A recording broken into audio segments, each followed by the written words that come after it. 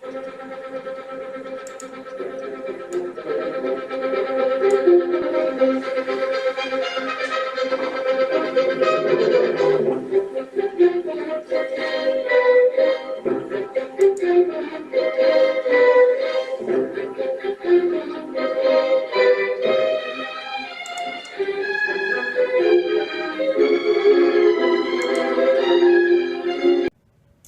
my name is Kennedy Carmona. I'm sitting here today with Mr. Howard Knepper, who is running for U.S. Senate as a Republican from Florida. I want to just thank you, Mr. Knepper, for allowing me this opportunity to sit down and discuss some issues that we are going today in today's society. It's my pleasure. No problem. So as we agreed, there are no ground rules, and I may follow up with any questions I may have. That's correct. Thank you very much. So I'd just like to start by saying we have a lot of issues today. One that stands out is one that's been in mainstream media these days, which has been going on for a long time, but it's just due to the social media and all that, it's been a really important issue amongst everyone, not just certain races or nationalities or age groups. There's no discrimination, but one thing is that Black Lives Matter. What do you have to say about that? How do you feel? What do you think that we could do? How can we work with the police officers together as a community to make a change in the community? Well, my position has been clear my whole life. All lives matter. Black lives matter. White lives matter. All lives matter. And the police lives matter too. We are free because of our military that fights for us to provide our freedom. We also are free in our society because of the police officers. They have a tough job, a very tough job. They risk their life. When we call them, they're there.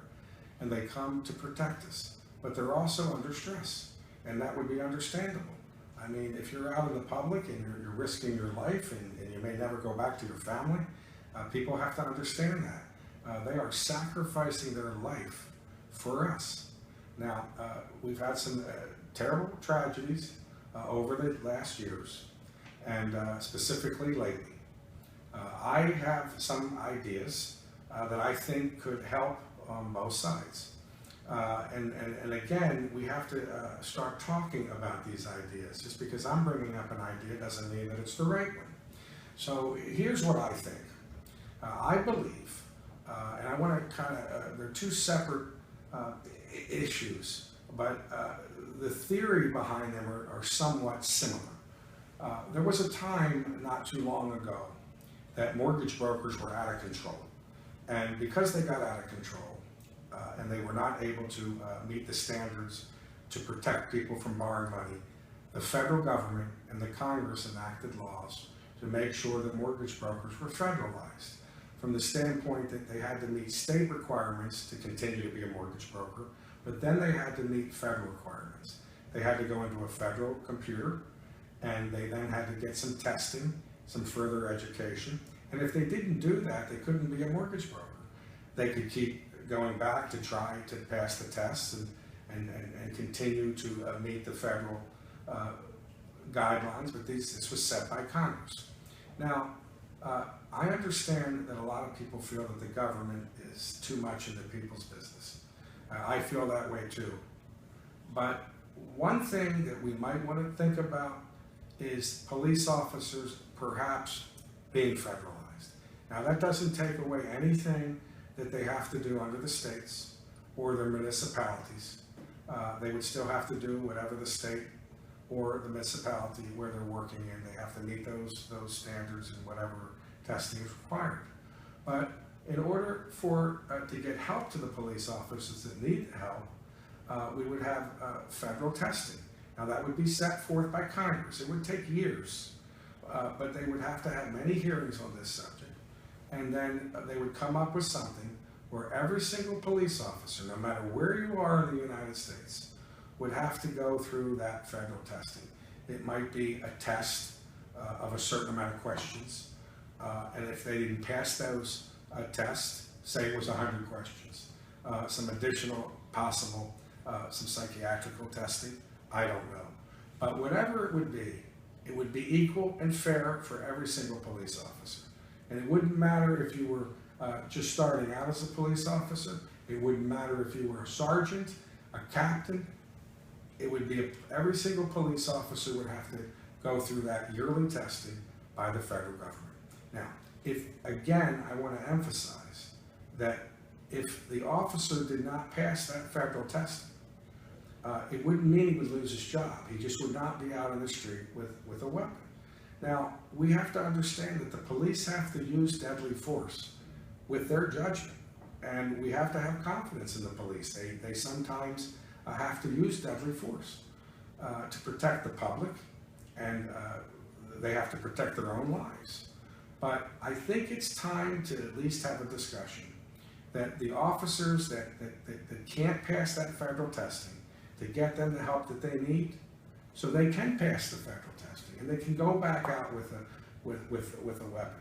And I certainly understand that we have an element of our society that just simply are rough criminals that you just can't, you have to deal with them, the police have to deal with them. But I also believe that by federalizing the police, and again, all that means is that they're going to go through some federal testing. The public also might feel a little bit more comfortable, especially since we have some friction between the black community and the police. They may feel a little better that the police are having to meet a federal testing requirement. And they, again, in my opinion, would not be fired off the police force. They wouldn't lose their paycheck. They would just have to go through that federal testing. Now, one other thing that's important, it's very difficult in a municipality of a police department where if somebody needs to be taken off the force, there are mechanisms to take them off the force. But it puts a lot of pressure on the higher echelon of that police department. Mm-hmm. It does. You have to take an officer off the beat, so to speak. But if it takes that pressure away from the higher echelon of a police department. It's all laid on the federal testing. And it's not going to be so difficult that a police officer can't pass it. We're not here to take away a police officer's gun and badge. We just want to make sure that the police are meeting that federal standard along with the state. Get the help if they need it, and make the public feel that something's being done a little bit to get some of the police officers that might need additional help. But believe me, I understand that the police risk their lives every day, and they need to make that decision to use deadly force. And that's just the way that it is. So that's just one idea that I have to try to ease the tensions and move forward with our society, which we've never had to do in the past, but it's just a discussion. All right, thank you. That sounds like a great idea to attack these issues. I mean, it seems like you've really put in your heart and effort into coming up with a solution to protecting both the officers and the people of Florida and the community and the worldwide, hopefully. Another issue that stands out to me, that it's something that I feel personally that you're very brave for, and is in coming out and speaking about the mental illnesses that affects our day-to-day people everywhere, no matter where you're from, all over the world. And I just want to say thank you for speaking up on that. And I just want to know if you have like any more inputs or ideas into how we're going to take care of this, or how can we make it better for people, and so they could realize that this issue is so important and that it affects so many people.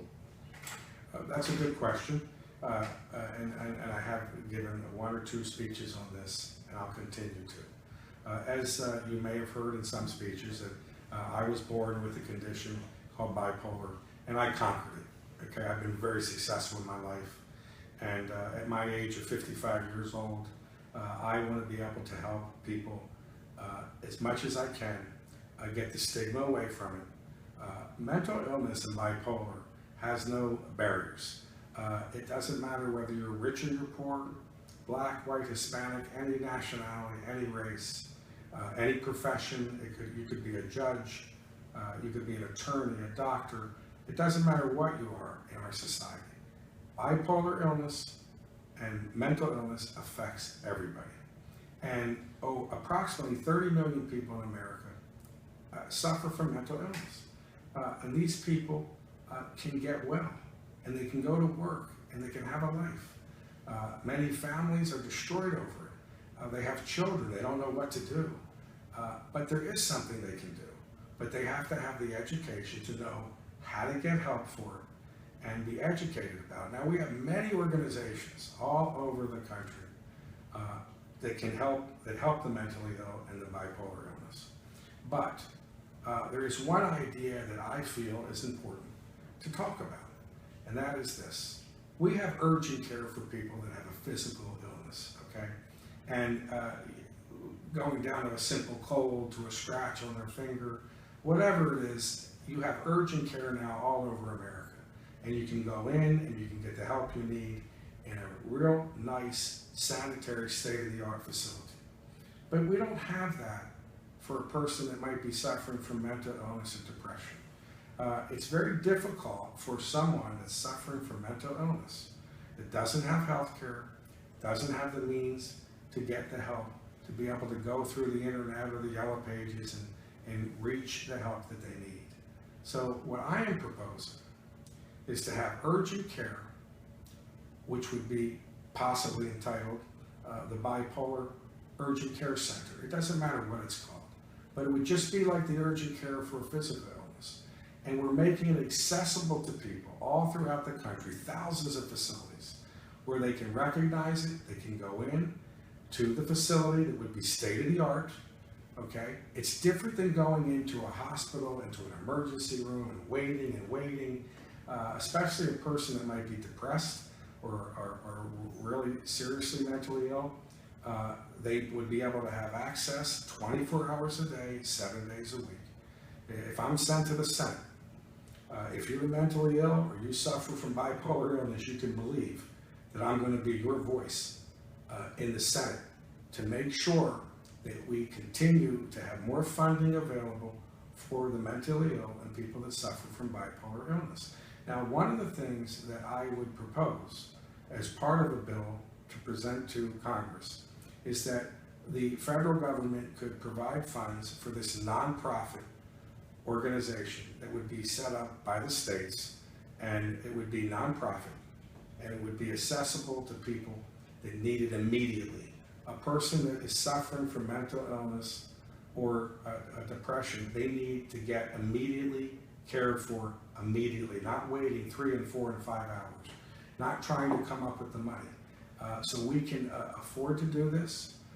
We certainly could get federal funds to help offset the expense of these centers.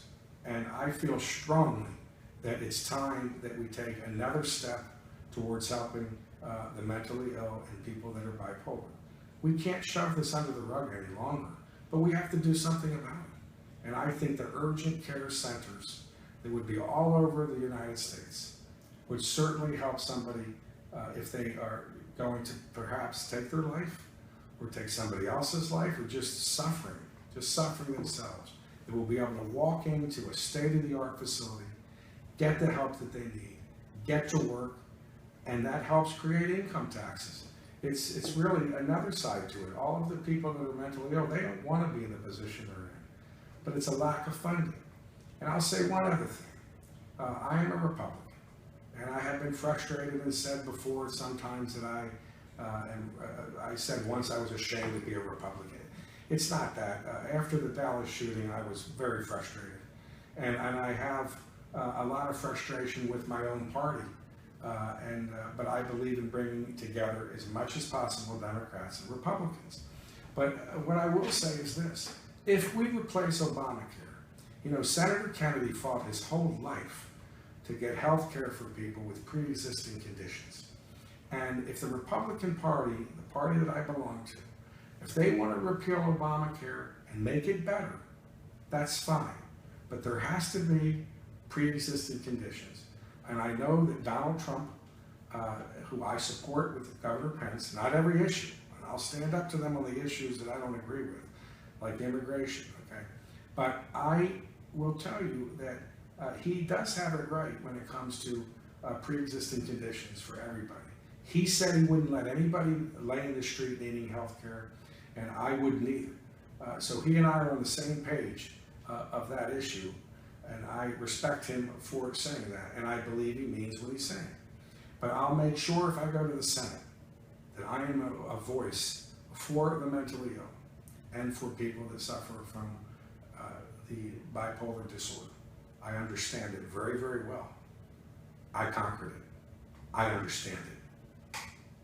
Thank you, folks. We heard it from Mr. Knepper himself, and I want to thank you for spreading the awareness of the mental illnesses.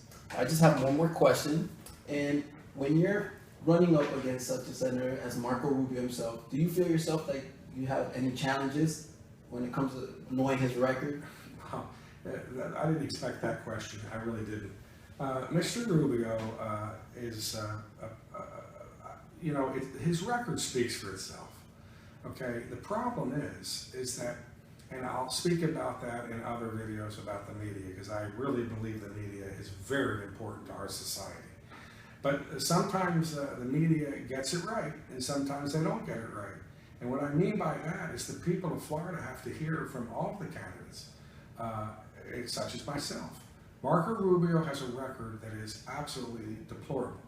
You cannot go to the Senate floor and vote 15% of the time. That hurts the people that sent you there. You can't flip-flop on issues just to be able to make yourself look better when it comes to trying to run for a higher office. You can't use that office for your own benefit. You're sent to that office. It's a privilege to be a U.S. Senator.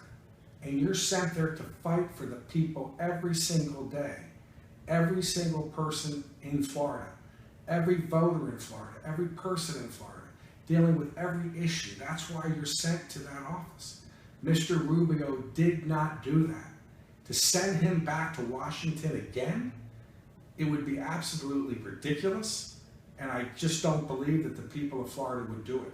But they have to hear from me and some other candidates across the state, and that's going to be up to the media to do that. I can't make that happen.